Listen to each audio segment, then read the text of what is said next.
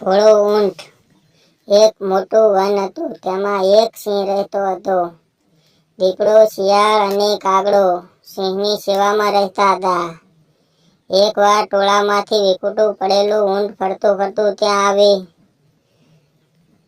ઊંટને જોઈ સિંહે વિચારવા લાગ્યો, આ કેવો અપૂર્વ જીવ છે. તેણે પોતાના સેવકોએ કહ્યું, જાઓ તપાસ કરો કે આ જીવ ગામમાં રહેનારો છે કે જંગલમાં. સિંહની વાત સાંભળી કાગડો બોલ્યો, સ્વામી, આ તો ગામમાં રહેનારું ઊંટ છે. આપને ભોજન કરવા યોગ્ય છે. તેને મારી નાખો. સિંહ ભલો અને ઉદાર હતો.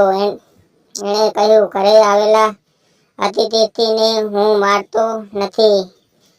જાઓ તેને અભયદાન આપી મારી પાસે તેડી લાવો. શિયાળ ન છૂટકે ઊંટ પાસે ગયું અને તેને અભયદાન આપી સિંહ પાસે તેડી લાવ્યું.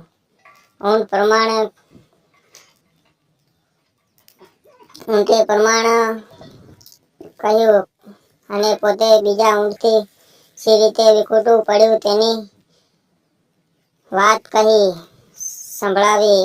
ઊંટની વાત સાંભળી સિંહને તેના ઉપર લાગણી થઈ. તેથી તેને પોતાનો મિત્ર બનાવ્યો અને કહ્યું, ભાઈ, હવે તું ગામમાં જઈને ભાર ઉપાડવાનું જ કામ કરીશ. એના કરતાં અહીં રહે અને વનનો લીલો ચારો ચરીને મોજ કર. વનરાજની વાત ઊંટને ગળે ઉતરી ગઈ. તેથી તે નિર્ભય થઈ વનમાં રહેવા લાગ્યો. એક દિવસ હાથી અને સિંહ વચ્ચે ભારે લડાઈ થઈ. લડાઈમાં હાથીના દાંતથી સિંહ ઘાયલ થયો. હવે તે હરીફરી તેવો રહ્યો ન હતો.